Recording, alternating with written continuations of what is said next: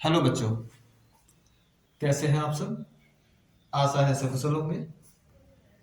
जैसा कि पिछली कक्षाओं में हमने स्वर, उसके बाद व्यंजन, स्वरों का वर्गीकरण और उसके बाद व्यंजनों का वर्गीकरण पढ़ रखा है। स्वरों में हमने देखा कि किस प्रकार स्वरों में विभाजन होते हैं, मूल स्वर, दीर्घ स्वर और संयुक्त स्वर। व्यंजनों में हमने देखा किस प्रकार स्पर्श व्यंजन, अंतस्थ व्यंजन, ऊष्म व्यंजन और संयुक्त व्यंजन, और इसके अतिरिक्त कुछ ऐसे वर्ण जो कि वर्णमाला में नहीं है फिर भी प्रयोग होते हैं, उनके बारे में हम लोगों ने जानकारी प्राप्त की।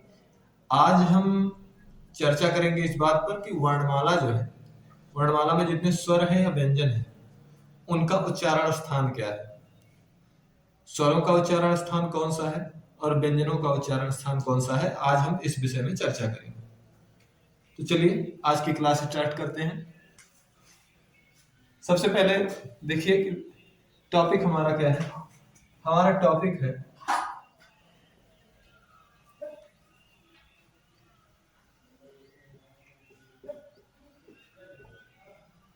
वर्णों का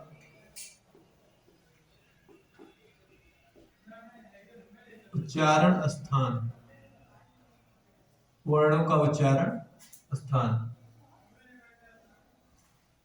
हमारे वर्णमाला में जितने भी वर्ण हैं उनका उच्चारण स्थान क्या है, आज हम इस विषय पर गहन विचार विमर्श करेंगे। और आज के बाद आप लोगों को इस टॉपिक पर जहां तक मुझे लगता है कि कोई कंफ्यूजन नहीं रह जाएगा। तो आप लोग पूरी क्लास को ध्यान से देखिए। अगर वीडियो पसंद आएगा तो लाइक कीजिएगा, चैनल को सब्सक्राइब करिए और आप लोगों का प्यार दुलार हमें मिलता रहे। चलिए शुरू करते हैं। तो टॉपिक हमारा है वर्णों का उच्चारण स्थान। अब वर्णों के उच्चारण स्थान की जब बात आती है तो सबसे पहले हम ये जानते हैं कि उच्चारण स्थान जो है वो कौन से होते हैं। तो आप लोग ये समझिए कि हमारा जो मुख है, हमारे मुख में जितने भी उच्चारण स्थान हैं वो स्थित होते हैं। अब मुख में उच्चारण स्थानों की बात की जाए तो उच्चारण स्थान कितने हैं, तो हम देखते हैं जो हमारा पहला और मुख्य उच्चारण स्थान है, उच्चारण अंग है, वो है जिह्वा। ऐसे समझते हैं वर्णों के उच्चारण अंग, वर्णों के उच्चारण अंग। अब उच्चारण अंग कौन से हैं, तो सबसे पहला उच्चारण अंग है और प्रमुख है हमारी जिह्वा, यानी जीभ। जीभ किसी भी वर्ण के उच्चारण में सबसे बड़ी भूमिका निभाती है। हमारी जीभ जब हमारे मुख के अन्य उच्चारण अंगों को छूती है तभी अन्य वर्ण उच्चरित होते हैं, या कोई भी वर्ण तभी उच्चरित होता है जब हमारी जीभ हमारे मुख में स्थित अन्य उच्चारण अंगों को स्पर्श करती है। तो सबसे पहला और महत्वपूर्ण उच्चारण अंग है हमारी जिह्वा। दूसरा है ओष्ठ, अर्थात हमारे होंठ। ये भी उच्चारण में महत्वपूर्ण भूमिका रखते हैं। इसके बाद तीसरा जो उच्चारण अंग है वो है हमारे दांत, दंत। हमारे दांत भी उच्चारण में महत्वपूर्ण भूमिका रखते हैं। इसके बाद अगला जो उच्चारण अंग है वो है मूर्धा।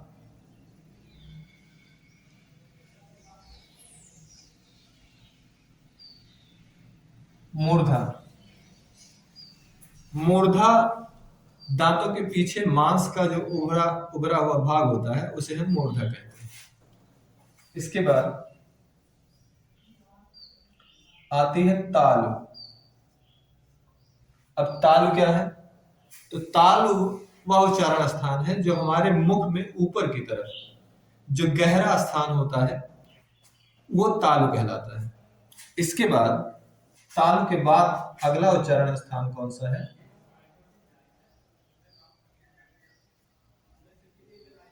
तो वो है कंठ।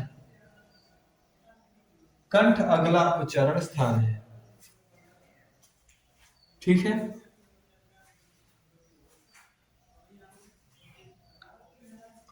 तो ये कुछ प्रमुख उच्चारण स्थान है जिसमें से जिह्वा यानी जीभ, ओष्ठ यानी हमारे होंठ, दंत यानी हमारे दांत, मूर्धा, ताल और कंठ। अब जो ये उच्चारण स्थान है, इन उच्चारण स्थानों से अलग अलग वर्ण उच्चरित होते हैं। अब जो वर्ण, अब जिह्वा को तो आप छोड़ ही दीजिए क्योंकि जिह्वा हर उच्चारण में सहयोग करती है और सभी वर्णों का उच्चारण जिह्वा के माध्यम से ही होता है।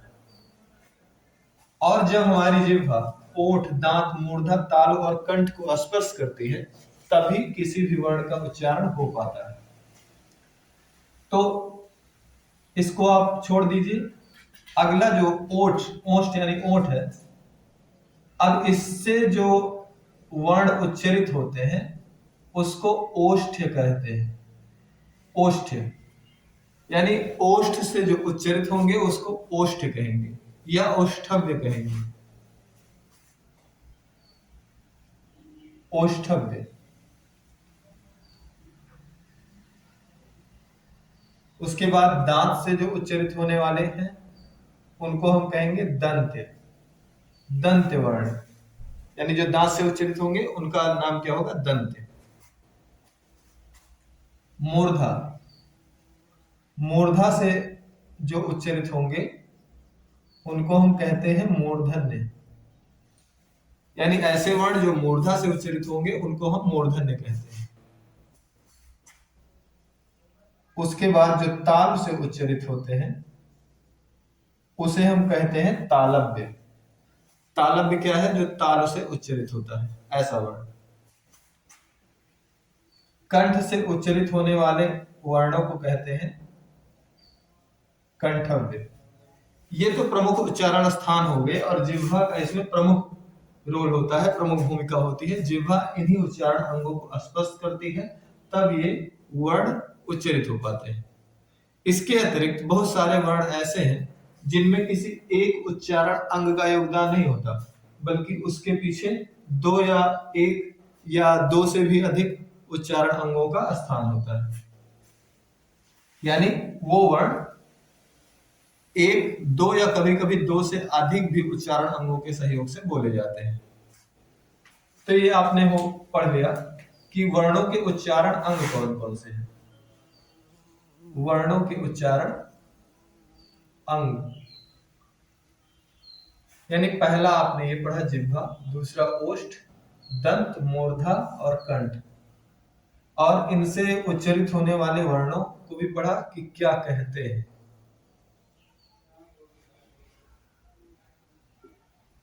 अब इसके बाद हम चर्चा करते हैं कि वर्णों का जो उच्चारण स्थान है वो अलग अलग वर्णों का या किन किन वर्णों का कौन कौन सा उच्चारण स्थान होता है।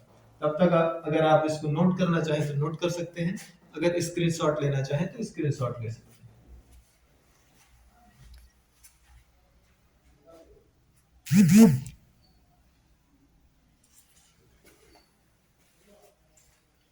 चलिए आगे देखते हैं। अब वर्णों का उच्चारण स्थान। आप जानते हैं स्वर और व्यंजन कितने होते हैं, वर्णमाला में कितने वर्ण होते हैं, वर्णमाला से कुछ बाहर के वर्ण होते हैं जो भी हिंदी में प्रयुक्त होते हैं वो कितने हैं, ये सभी कुछ जान चुके हैं।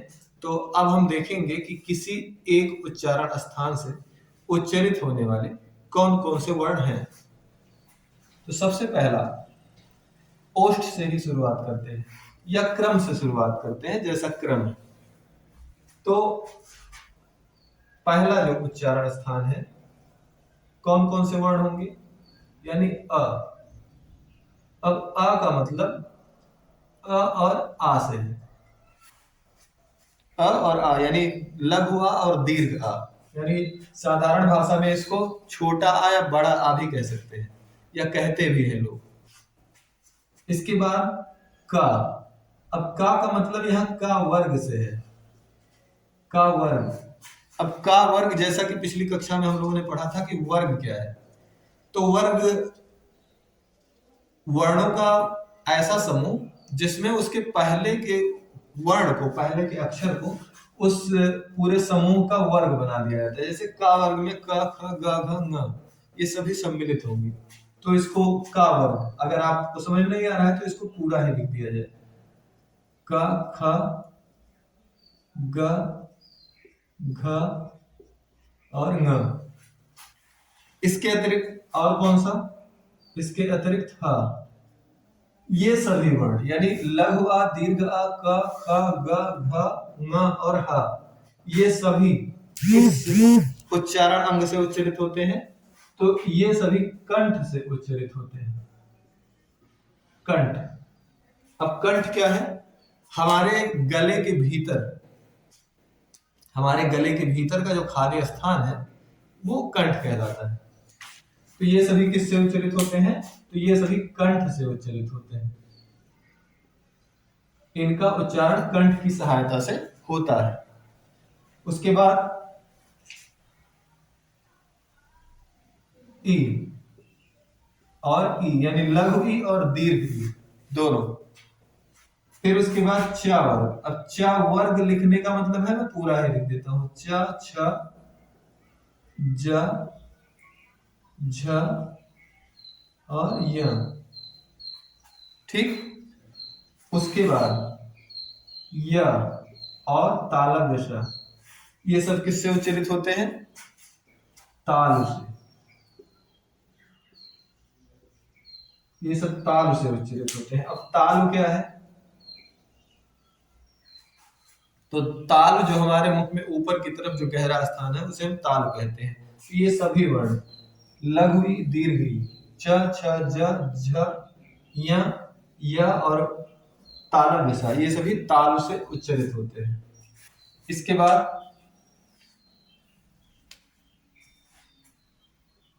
बाद देखते हैं री र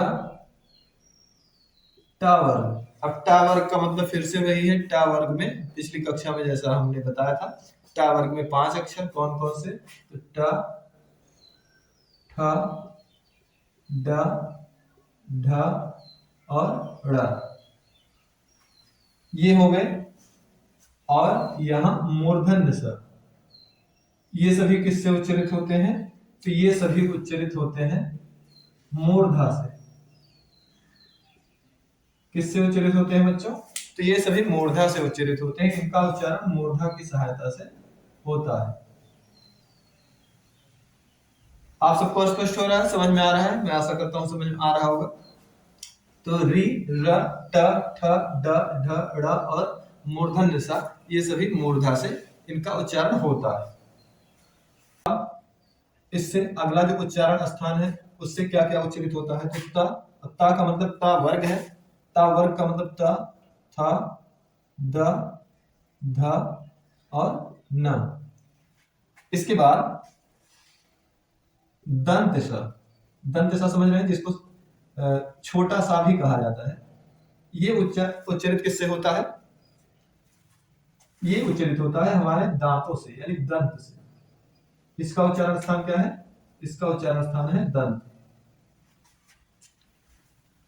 इसके बाद अगला जो उच्चारण है वो क्या है? ये है उ और उ यानी लघु और दीर्घ दोनों उ। और पा वर्ग।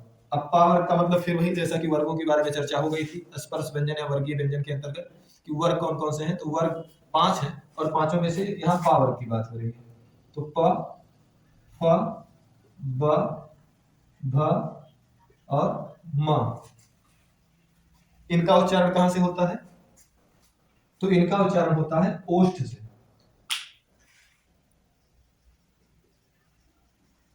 ओष्ठ से, ओष्ठ अर्थात हमारे होंठों की सहायता से इनका उच्चारण होता है।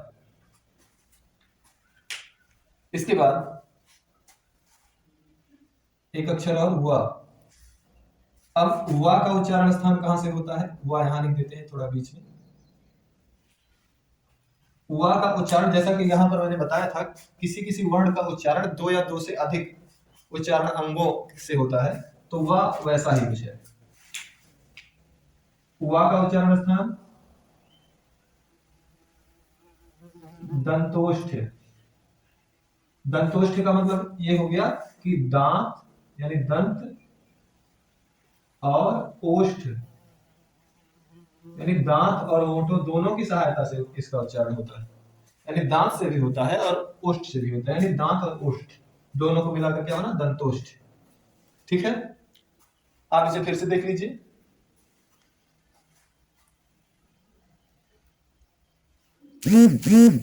इसके बाद बात करते हैं ए और अ की।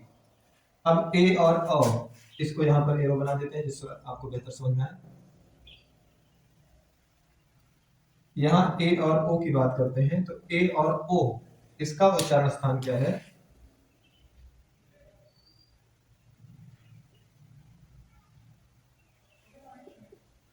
इसका उच्चारण स्थान क्या है? इसका उच्चारण स्थान है कंठ और ताल। कंठ ताल ये दोनों स्पष्ट है, यानी इसमें कंठ का भी सहयोग है और तालु का भी सहयोग है।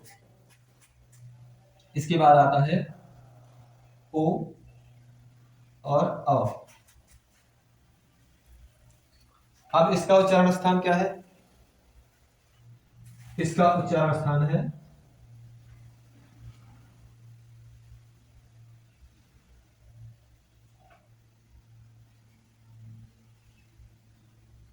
इसका उच्चारण स्थान है कंठोष्ठ। अब कंठोष्ठ का मतलब क्या हो गया? कंठोष्ठ का मतलब हो गया कंठ और ओष्ठ। कंठ और ओष्ठ, इसका कंठ और ताल था ए और ए का, और ओ और औ का कंठोष्ठ, यानी कंठ और ओठ दोनों है। समझे आप? इसके अतिरिक्त बात आती है पंचम वर्णों की। अब पंचम वर्ण कौन कौन से हैं? तो हर वर्ग का जो पांचवा वर्ण होता है उसको पंचम वर्ण या पंचमाक्षर भी कहते हैं। तो पंचमाक्षर जो कि हर वर्ग में तो लिखे ही गए हैं, लेकिन इनका एक अलग उच्चारण स्थान भी होता है। अब पंचमाक्षर कौन कौन से हैं, तो आइए यहीं पर देखते हैं। ये जो लिखा है ङ, पंचमाक्षर है, पंचम अक्षर है। य, ये भी पंचम अक्षर है। ण, ये भी पंचम अक्षर है। न, ये भी पंचम अक्षर। और म, ये भी पंचम अक्षर। यानी ङ, य, ड़, न और म, ये सभी क्या हो गए? पंचम अक्षर। अब पंचम अक्षर कौन कौन से हैं? तो ङ, य, ड़, न और म। इनका उच्चारण स्थान क्या है? तो इनका उच्चारण स्थान होता है नासिका। क्या होता है इनका उच्चारण स्थान? नासिका। यानी ये अपने अपने उच्चारण स्थान से तो उच्चरित होते ही हैं, जो इनका मुख्य उच्चारण स्थान है।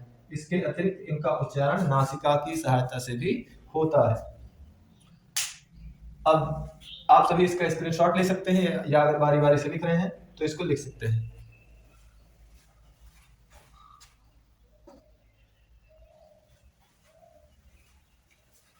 आपने इसको लिख लिया? तो बच्चों देखा आपने इस तरह कितना आसान था, और यदि आपने ध्यान देकर सुना होगा, समझा होगा, तो ये बहुत ही आसान है। एक बार फिर से रिवाइज कर देते हैं पूरा। हम पढ़ रहे थे क्या? वर्णों के उच्चारण स्थान। अब वर्णों के उच्चारण स्थान में सबसे पहली चीज जो समझनी जरूरी है वो है कि उच्चारण अंग कौन कौन से हैं। हमारे मुख के भीतर उच्चारण अंग होते हैं, और वो उच्चारण अंग कौन कौन से हैं? तो पहला जो उच्चारण स्थान है, पहला और सबसे प्रमुख, वो है जिह्वा। आप जानते हैं कि जिह्वा किसी के पास ना हो, जीभ किसी के पास ना हो तो बोल नहीं सकता, इसलिए जीभ होना सबके पास जरूरी है। इससे ही वह उच्चारण वर्णों का कर सकता है। तो अगर इस लिहाज से देखें तो जिह्वा यानी जीभ सबसे प्रमुख उच्चारण अंग है। उसके बाद हम आते हैं हमारे ओष्ठ यानी ओठ, उसके बाद दंत यानी दांत, फिर मूर्धा, फिर ताल और फिर कंठ। कितने हो गए? यानी ये सभी उच्चारण स्थान हैं। और उसके बाद इन सभी उच्चारण स्थानों से उच्चरित होने वाले वर्णों को, जैसे ओष्ठ से जो उच्चरित होगा उसको हम ओष्ठव्य कहेंगे, दांत से जो उच्चरित होगा दंत से उसे हम दंत कहेंगे, जो मूर्धा से उच्चरित होगा उसे हम मूर्धन्य कहेंगे, जो ताल से उच्चरित होगा उसे तालव्य, और जो कंठ से उच्चरित होगा कंठव्य। यहाँ पर एक बात और जोड़ देते हैं, एक बात जो छूट गई थी, रह गई थी, उसको जोड़ देते हैं। यहाँ पर एक और महत्वपूर्ण उच्चारण अंग है, हमारी नासिका यानी हमारी नाक। और नासिका यानी नाक से उच्चरित होने वाले वर्णों को नासिक कहते हैं। ठीक है, तो ये हो गया नासिका। तो ये एक चीज रह गई थी जिसको आपने फिर से कवर कर लिया। नासिका, नासिका प्रमुख उच्चारण स्थान तो नहीं है, लेकिन इसका उच्चारण में महत्वपूर्ण योगदान है। अगर हम बोलते समय हमारे नाक से हवा ना निकले तो हम वर्णों का उच्चारण अच्छे तरीके से नहीं कर सकते। तो नासिका अगला उच्चारण स्थान और उससे उच्चरित होने वाले वर्णों को कहते हैं नासिक। इसके बाद हम देखते हैं कि जो अलग अलग वर्ड है वो किस किस उच्चारण अंग से उच्चरित होते हैं। तो यहाँ पर आप देखिए कि छोटा आ, यानी जिसको छोटा आ कहते हैं, लघु आ कहते हैं, तो अ, आ, क, ख, ग, घ, ङ और ह ये सभी कंठ से उच्चरित होते हैं। इसके बाद ई, च, छ, ज, झ, य और तालव्य के साथ ताल से उच्चरित होते हैं। इसके बाद री, र, ट, ठ, ड, ढ, ड़ और मूर्धन्य स ये सभी मूर्धा से उच्चरित होते हैं। और इसके बाद त, थ, द, ध, न और दंत स ये सभी दांत से उच्चरित होते हैं। और इसके बाद उ, प, फ, ब, भ, म ये सभी ओष्ठ यानी हमारे होंठ से उच्चरित होते हैं। और बात आती है वा की, तो वा दंतोष्ठ यानी दांत और ओष्ठ दोनों की सहायता से उच्चरित होता है। इसके बाद आता है ए और ए जो कि कंठ और ताल दो उच्चारण अंगों की सहायता से उच्चरित होता है। फिर आता है ओ और औ, ये कंठोष्ठ यानी कंठ और ओष्ठ दोनों को मिलाकर उच्चरित होता है। इसका उच्चारण दोनों के सहयोग से होता है। इसके बाद पंचमाक्षर आते हैं। पंचमाक्षर मतलब हर वर्ग का पांचवा अक्षर, तो न, य, ड़, न और म ये सभी नासिका से उच्चरित होते हैं। तो बच्चों देखा आपने किस तरह उच्चारण स्थान आज हम लोगों ने बहुत ही सरल तरीके से समझ लिया। और मैं आशा करता हूं कि आज के समझने के बाद आप लोग जिंदगी में इस बात को नहीं भूलेंगे और आगे आने वाली अपनी किसी भी परीक्षा के लिए मानसिक रूप से तैयार रहेंगे। इसके लिए कि उच्चारण अंगों से कोई उच्चारण स्थान या उच्चारण अंगों से संबंधित कोई भी प्रश्न आता है तो आप गलत नहीं करेंगे। अगर आप इसका स्क्रीनशॉट लेना चाहें या लिखना चाहें तो फिर से देख लें, लिख लें या स्क्रीनशॉट ले लें।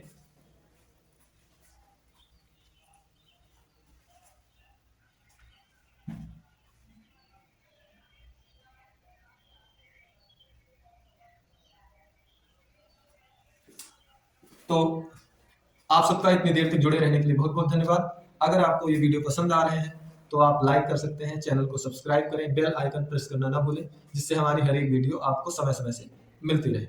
आप जो ये पढ़ाया जा रहा है इसका लाभ दिलाने के लिए और लोगों को भी प्रयास कर सकते हैं, और लोगों को भी आप इस चैनल के बारे में बता सकते हैं और ये मैटर उनको भी प्रोवाइड करा सकते हैं, जिससे और लोग भी इससे लाभान्वित हो सके। तो आज के लिए बस इतना ही, बाकी अगले वीडियो में फिर से मिलते हैं, तब तक के लिए जय हिंद।